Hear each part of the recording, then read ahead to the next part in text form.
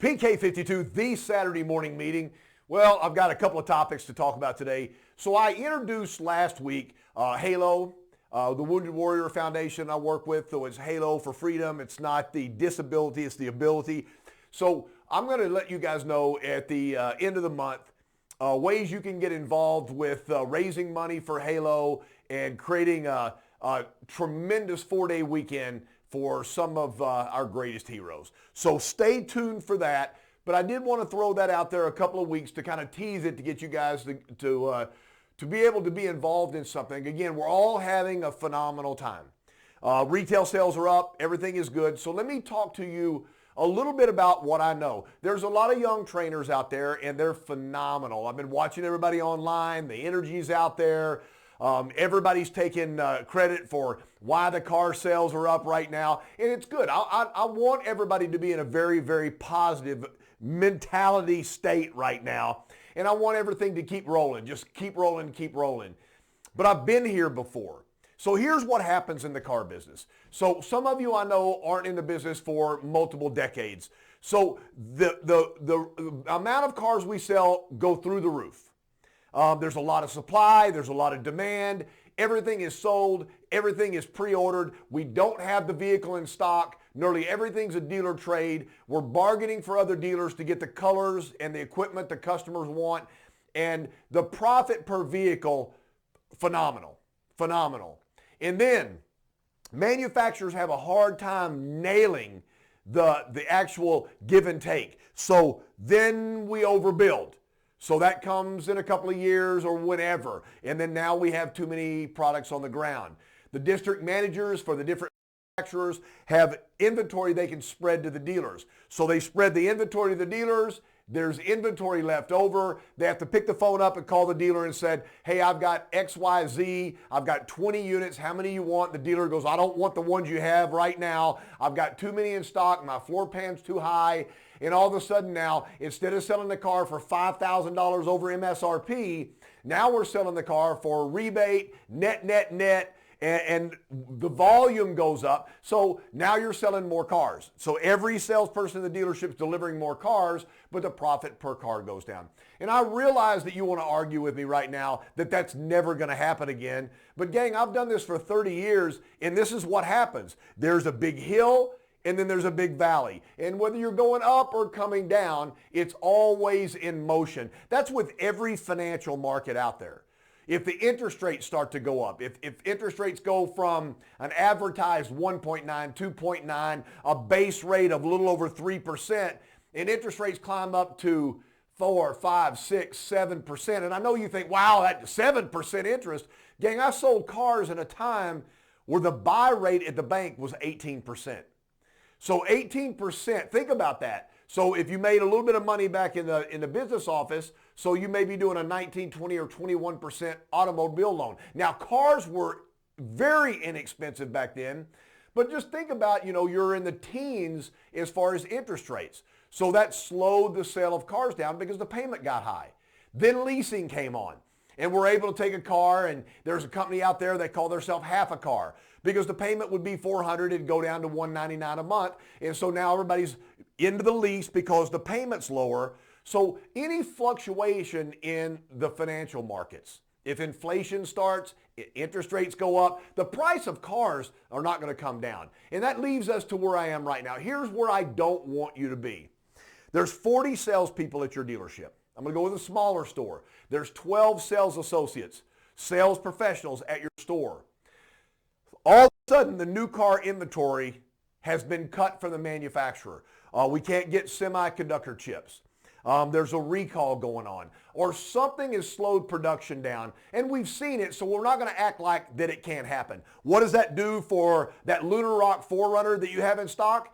Well, it's worth $5,000 over MSRP because you're the only one that has one in 3 states. I'm not saying for you and your income that's a bad deal, but I'm saying if I've got 40 salespeople and I was selling at my dealership 500 cars a month, and now my inventory from the manufacturer has been cut, and so we're not selling 500 cars a month. Now we're selling 425 or we're selling 400. We're still making the same amount of money, but do I need 40 salespeople? and I'm on a smaller store with 12 salespeople, and we're selling 200, 250 a month, and all of a sudden the inventory goes down, or I'm in a region that's not the number 1 or 2 or 3 volume region for any manufacturer. And if you don't know, the way you get cars is when you sell one, you earn one. So it's turn and earn. So if I'm in a smaller region that doesn't produce like a mega region out there, then my base number of units that come to my region is smaller and the demand is higher, and now my inventory is sold out. And people are uncomfortable. They don't want to wait. And so now I don't have 12 salespeople anymore. I have 8. I just want everybody to understand, I do not want that to happen. I don't want it to happen. Anybody can have an off time. And I don't want during the off time for a dealership to make a decision to let you go. And so what are we going to do since we kind of see the handwriting on the wall? And you know what? I could be wrong. I mean, everybody wants to be right all the time. I just want to be out there, and I want you to be thinking for the future. I know that this month, you really want to have the best month you ever had, and you're charging for the month and everything. But I want you to be worried about 5 years down the road.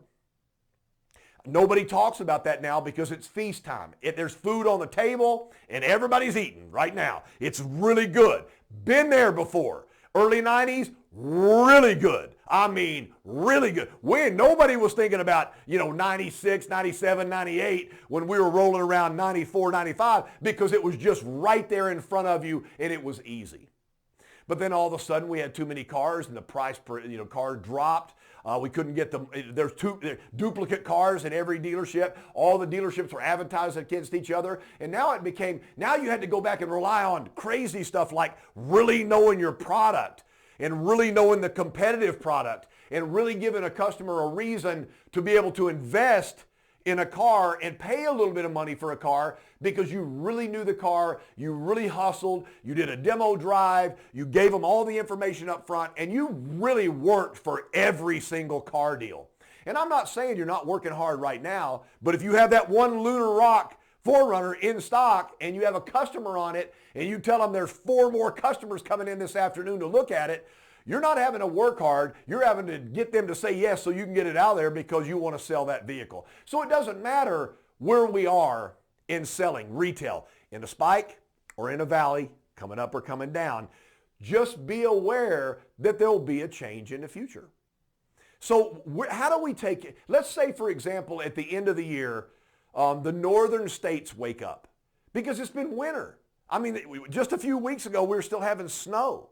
So now the northern states are starting to take off the restrictions. I just heard today that in New Jersey, they opened up Six Flags, the theme park. Now it's only 50% occupancy, but that's better than 0%. So now people are going back to theme parks. People are planning their summer. If you're going to Florida right now, don't try to book a wave runner or a paddle board or go fishing or anything because everything is sold out for the whole summer. It's sold out. It is crazy, the pent-up demand that's going on. So as Jersey and the Dakotas and Washington State and all these northern states start coming into late spring and early summer and the demand goes up for cars, all that means for the southern states right now that have really been cranking is now more people are buying cars up north. There's only an X amount of cars. It's a finite number. And now cars become harder to get.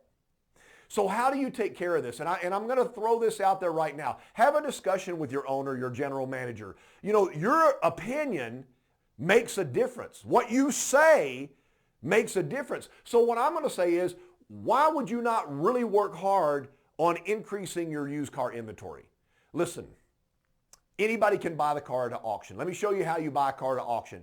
You make the last bid. It may be way too much for the car, but if you're the last bidder, you fees and transportation. And so now you got a car out there that you can sell, but a car you got a lot of money. So I can buy at the auction. I can try to work equity mining with my customers that are in the dealership. A lot of dealerships are doing that right now. And then I've got trade-ins. But what about the hundreds of thousands of cars in your market that drive to the grocery store or the mall or the shopping center? Gang, I come back. This is how far back I went. My first real dealer, I worked for a couple other places, but my first dealer that really understood the car business.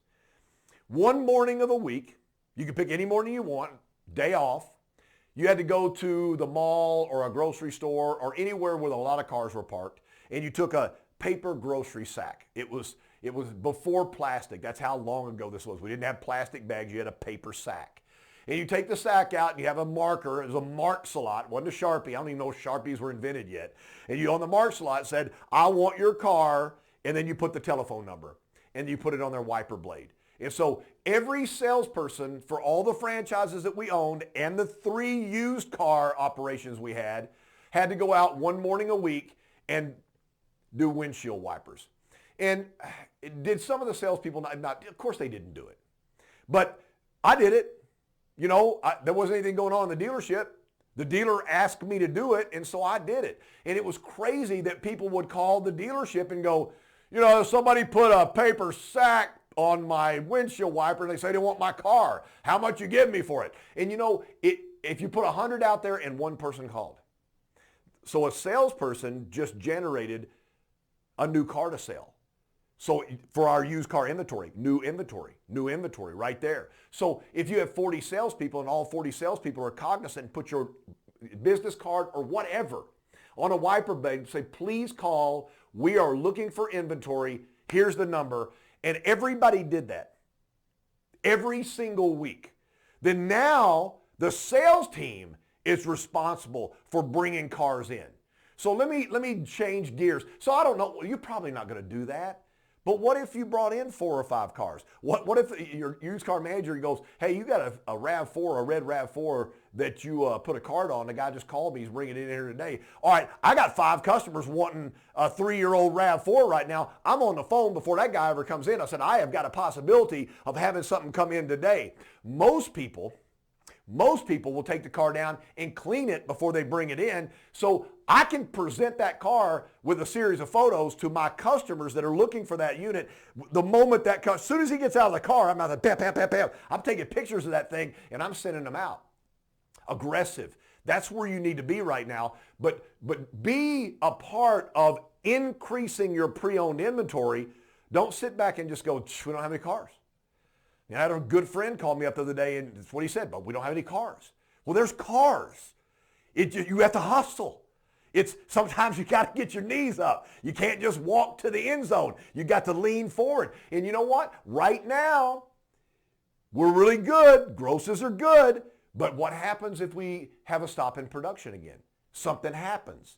And all of a sudden, the new car inventory goes down. Some of your dealership right now are struggling with new cars. You sold so many cars last month that you don't have anything right now. And if you think that was March. That was March.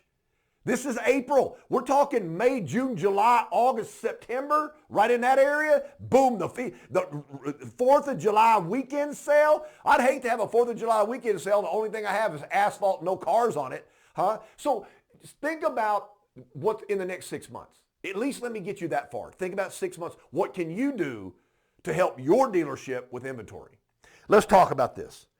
There is the new Hummer EV. I don't know. Will it work? Is it cool? I'll be honest with you. I had an H2 back in the day, went through a little bit of a midlife, bought a big giant black H2 with chrome all over it. Couldn't fill it up. If you left it running, you could just pump all the gas out of the station because it just went out of the tailpipe if you left the car on. So it squeaked, it rattled. It was not a good vehicle, but it was an H2, and boy, I'm driving it, right? You know, everybody has that point in their life. I'll admit it, wasn't a Toyota. So this thing's over $100,000. You know, if you're buying one right now, it's $100,000. So $100,000 with no money down at 3% is $1,983 a month. That's real close. So $2,000 a month. Now that doesn't include any luxury tax, and it also doesn't include if you get a discount for buying an electric vehicle in your state. But what kind of income do you need to have a $2,000 a month car payment and then an insurance policy to cover that $100,000 car? So how much is that going to cost? So the average person, let's say in a few years when this comes out, is making $80,000 a year. That's the average person. Let's say an average person's income is $80,000. So you take a 35% tax, that's state and federal tax, 35%, boom, it's gone. Now you're bringing home $52,000. but you're paying sales tax on everything you buy. So your $52,000 doesn't buy $52,000 worth of goods and services and housing because you have to pay tax on every single thing you buy. So your 52 shrinks down to 40. You know what I'm saying? So how are you going to buy a $100,000 unit?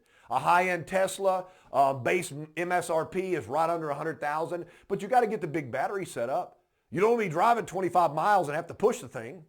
So now you're well over $100,000. Base entry-level Tesla, 49.9, I think, 49.9. Now you got to get the big battery. Don't buy that car and not get the big battery set up and all the technology in that car. So now you're at $50,000, $60,000. So a $50,000 payment is going to cost a customer, I don't know, let's say $900 a month.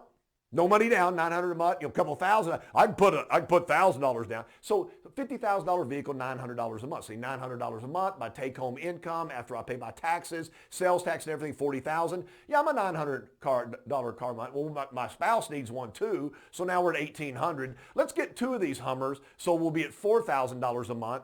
And, probably overbought so I'm looking at the government right now, and I'm looking at everybody talking about a change, or, in the next decade, less than a decade, we're all electric cars.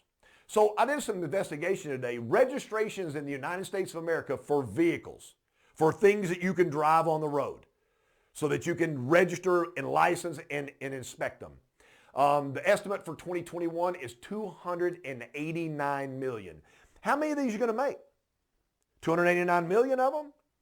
How many Teslas are we going to make? I mean, Toyota's going to get into electric cars. We know they are. So I'm going to tell you right now where I am. So I'm going to take a trip. I'm going to drive from Texas to Arizona. I'm going to drive to Texas to Florida. I'm going to go to Florida. Let's go to Florida. That's 1,200 miles. So I'm going to go 1,200 miles, and I can get about 300 to 350 miles of charge. So 4 times I've got to stop and charge, and I got to find a charging station. Am I going to be first at the charging station, or are there going to be 23 people in front of me? I mean, it's going to be, and I got to do that on the way back. So do I need a little tent and maybe a sleeping bag, air mattress or something, so that while I'm waiting in line to get my charge? So Toyota's already figured this out. So to bring that kind of electrical structure to that many locations in the United States of America, you can't just go to a gas station and run an extension cord outside. You have to come in and put a new grid in. You have to put everything in to be able to have the power, so like the 220 volt, to be able to fast charge a car. Everything's got to change, and you've got to bring that power to that facility, and it's got to be everywhere. That's giant money. I could bring gasoline in a truck and pour it into the gas station, into their holding tanks, and I could pump gas. We got a hydrogen car.